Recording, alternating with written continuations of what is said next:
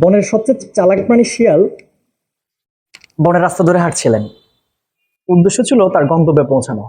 গন্তব্যে পৌঁছানোর একটু আগে সে দেখতে পেলেন যে একটা গাছে, আঙুর গাছ, অনেকগুলো আঙুর পেকে আছে।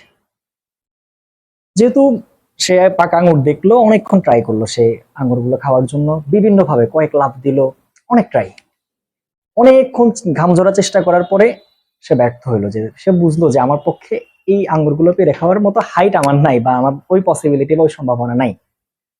দেন সে একটা সময় ক্লান্ত হয়ে সে গন্তব্যে ফিরে গেল। গন্তব্যে ফিরে গিয়ে সে তার দলের বাকিদেরকে ডাক দিয়ে নিয়ে আসলো, বা বনের অন্যান্য প্রাণীদেরকে ডাক দিয়ে নিয়ে আসলো। নিয়ে এসে সবাইকে এটা এনশিওর করলো যে ওই যে গাছটা দেখা যাচ্ছে ওখানে পাকা কিছু ফল আছে, এগুলো কারোই খাওয়ার দরকার নেই, কারণ আঙ্গুর এই ফলগুলা বা এই আঙ্গুরগুলা টক। এই গ্রেপস আর সুর, এই গল্পটা হয়তো ছোটবেলায় আমরা আমাদের ইংলিশ স্টোরির অনেক পার্টে পড়েছিলাম, যে শিয়াল আঙ্গুর খেতে পারেনি, যার কারণে সে আঙ্গুরটাকে টক বলেছে। ঠিক এই শিয়াল এবং এই আঙ্গুর দুটোই আমাদের আশেপাশে সব সময় বিচরণ করছে।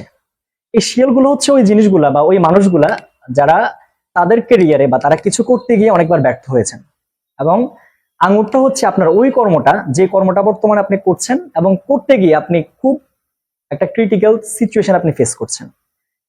ঠিক যেমন করে আঙ্গুরটা খেতে পারেনি বলে আঙ্গুরটাকে টক নাম দিয়েছে, ঠিক ওই চালাক প্রকৃতির মানুষগুলো যারা আপনার আশেপাশে বিস্তরণ করছে বা বিচরণ করছে, তারাও তাদের ক্যারিয়ারে পারফেক্টলি উইন করতে পারেনি বলে আপনার ক্যারিয়ারটাকে দোষারোপ করছে।